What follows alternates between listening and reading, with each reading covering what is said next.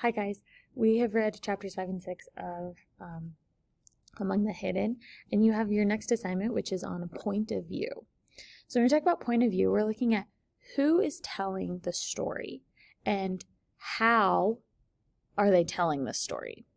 So when we think about who's telling Among the Hidden, really when we figure out point of view, the easiest thing to do is just take your book and read it.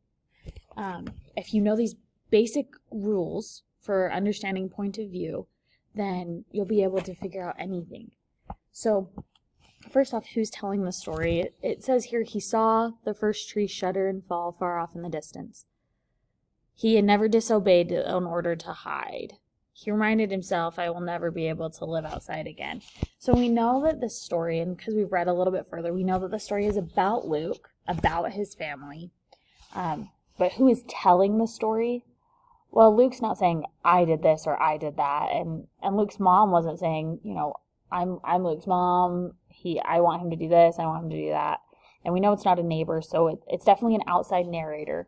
Narrators are oftentimes considered outside characters for the story. So somebody who's not directly related to the Gardner family, but still knows what's going on.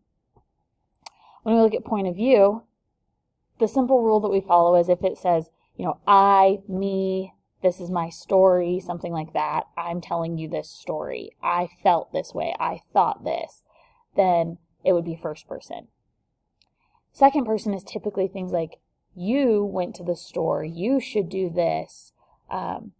You feel this way, or you think this way. So when it says you a lot, then it's typically second person. And then third person is when they're saying, he did this. She went to the store. She felt this way. She thought this. She did this. Or he did this. Or they did this. And so if there's a lot of that going on and there's an outside narrator, right, it's not a character in the story, then you can safely assume that it's third person. Now, we have third person limited or third person omniscient. Omniscient means all-knowing. And so an omniscient narrator would be someone who knows how everybody's thinking and feeling. Limited is, I can tell you what's going on in some people's minds, but not every character. So this story, we know how Luke feels. We know how Luke thinks. But do we know how his mom feels or his dad feels or how Matthew and Mark feels? Did they tell us in the story? Do we get to see things from their point of view? No, we don't. We can assume how they feel. We can assume what they're thinking, but the narrator never comes right out and tells us that. So this is a third person limited. When we talk about how the narrator's point of view changes how the events are being described, this is where you would say, how do things change if this was a first person story?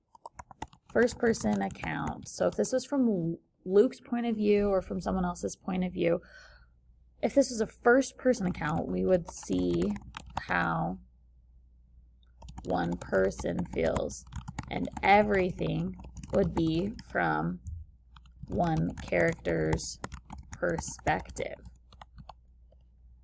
And then let's look at third person omniscient.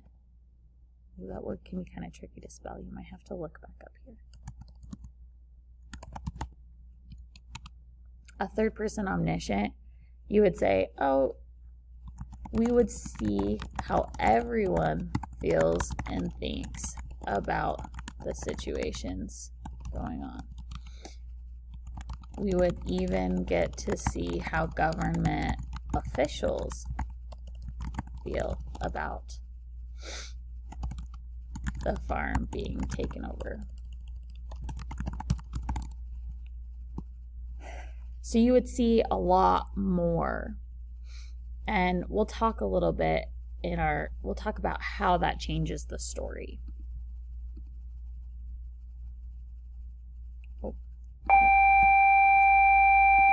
And then how would the story change if the character was if there was a different character as the narrator? So let's think about this. How would the story change if Dad told the story? Mom, the government, how would this story be different? You know, if we saw Dad's perspective, I think we'd probably hear a lot more about money, right? And finances and taking care of his family. Mom, we might hear more about her going back to work or her feelings about leaving Luke alone. And the government would probably be more brass tacks. This is what needs to happen, and this is what's going on in this. You know, this is why we're making the decision that we're making to take over, or this is how we feel about third children, and this is what we're looking for, and this is what we're, you know, we'd hear more about if they're spying on the Garners or if they know anything at all, right? So the story or the narrator would be has a big influence on how the story is told. Please join for our Google Meet if you have any other questions, or email and ask me those questions so that we can help you get this assignment completed. Thanks.